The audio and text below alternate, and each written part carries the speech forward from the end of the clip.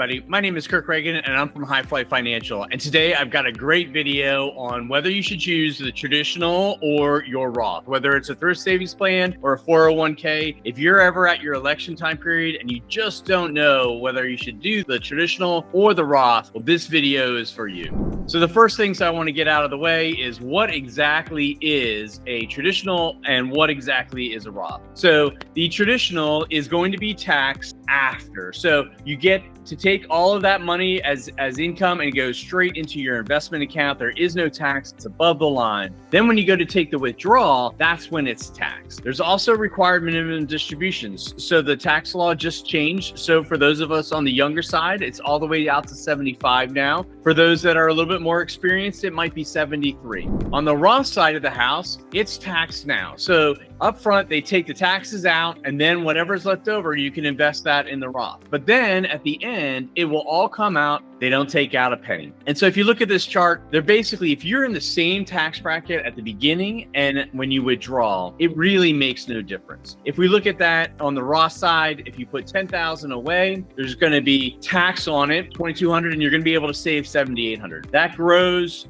tax-free all the way up until you get to about $418,000 after 40 years, and you get to take that all to your bank account. The traditional side of the house, you take your $10,000, there are no taxes. So all $10,000 goes into your investment account. You'd think that that would be good. And then after 40 years, you're all the way up at $537,000. But when you go to take those withdrawals out, now it's going to be taxed. And so if it's taxed at that same rate, that 22%, well, guess what? You're right back at your $418,000. So it really doesn't make a difference as far as taxation if you're taxed at the beginning or the end, if you're in the same tax bracket. But that's where the big question is. So how to decide? Again, it comes down to that tax bracket. But keep in mind that the question isn't necessarily, are you earning more money now versus later? Because remember that those contributions that you put into those retirement accounts, if you want to spend them, then that's going to count as income for the year. So it really doesn't necessarily matter on how much income you make. It really matters about how much are you withdrawing for your expenses, and is that going to be higher or lower? So think of things like if you're at the beginning of your career and you're going to be earning more later, then definitely a Roth is probably the way to go. Or if you maybe receive a very large one-time lump sum bonus payment that bumps you into a higher tax bracket, well, then it may be time to consider doing some traditional contribution. The key factors to keep in mind is tax brackets today are much lower than they have been in historical past. So you may want to take advantage of these lower tax brackets now by doing the Roth contributions, because those are taxed at today's brackets. The other thing to keep in mind, if you're maxing out those contributions, well, $23,500 in a Roth, because it's after tax, is worth more than $23,500 in a traditional. If I had $23,500 in both accounts, I put them both in right now, and then I go take them immediately out if I'm over 59.5, well, that traditional is going to have to be taxed. And so I'm going to get maybe 22% less because of my marginal tax bracket. So keep in mind that if you want to stuff as many funds into these tax deferred accounts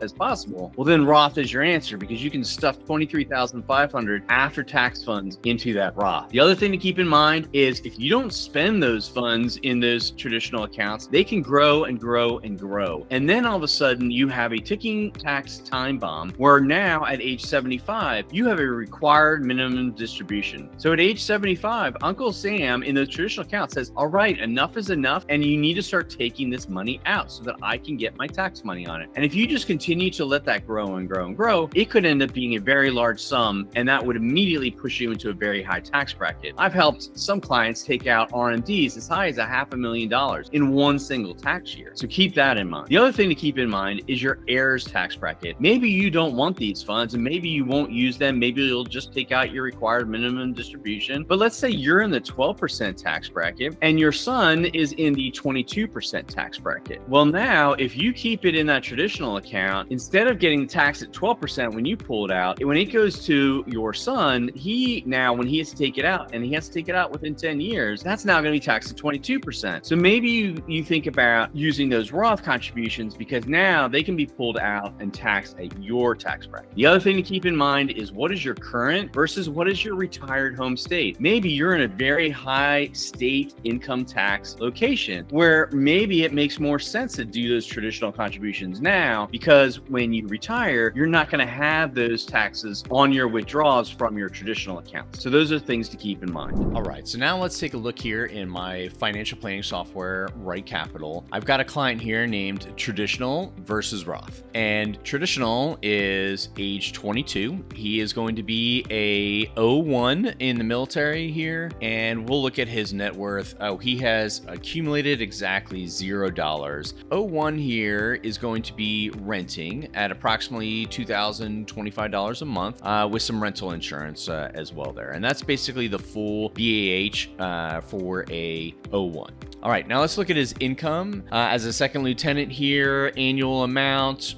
roughly $48,000 in base pay, another roughly $24,000 in BAH, and just shy of $4,000 in officer BAS there. And then we'll look at a second career after Traditional here has retired, and after the 20-year mark, that's going to be a salary of roughly $165,000 in today's dollars, so that will obviously be inflated over time. The pension income, I did look at a blended retirement system income here for the 05 pension, so that would be down at approximately $51,000 a year. Again, that will be adjusted for inflation, and we're looking at a full retirement age for Social Security here. On the expenses side, pretty simple here. He's single. The living expenses here, I put at $3,150, but you'll notice I put a large customized inflation there. And the reason being is when you first get a job in the military, you're going to be pretty slim on the expenses, but then over time, it's quickly going to ramp up. You get the promotion to O2 over 3 years, and then finally to captain.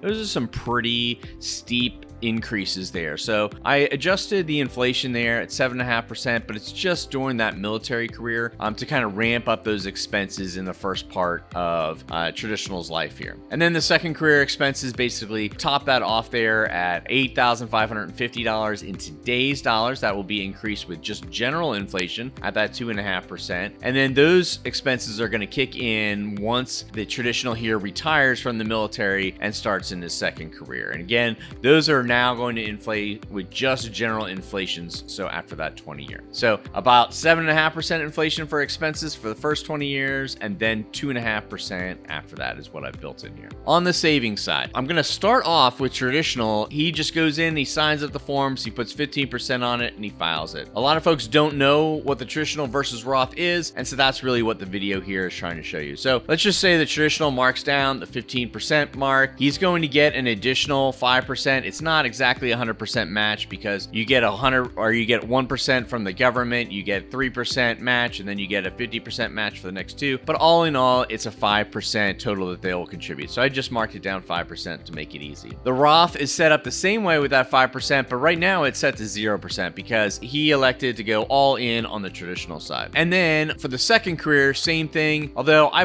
knocked it down to kind of an industry standard there with a 4% match for the 401k. But Traditional is going to again choose that Traditional option in the 401k. He wants that tax break. He wants to have it now. So he elects to take that Traditional option. Again, the Roth is still going to be matching that 4%, but currently right now it's set at 0%. All right, goals coming up. He's going to be looking to retire at age 67 and a monthly expense there at $8,200. And again, that basically just continues that rise there at 2.5% during retirement. All right, so now let's look at how this looks out. So the proposed plan and current plan are exactly the same currently. And again, this is Traditional. He's going to be retiring at age 67. The planning horizon I put out to 88. The actuary tables put a 42-year-old male somewhere between 78 and 79. So I added an extra 10 years to that. So we'll do that planning horizon at 88. Again, these are the savings contributions, and we'll look at some strategies here. But again, this video isn't really focusing on those. So we're just going to make that very simple change here. Instead, is going to select 15% into the Roth option. Now realize that is going to be a little bit higher now because you're going to have to pay those taxes now out of pocket. So the other nice benefit is if you elect 15%, you're actually contributing more dollars to the end result of your retirement. So it's an easy way to up those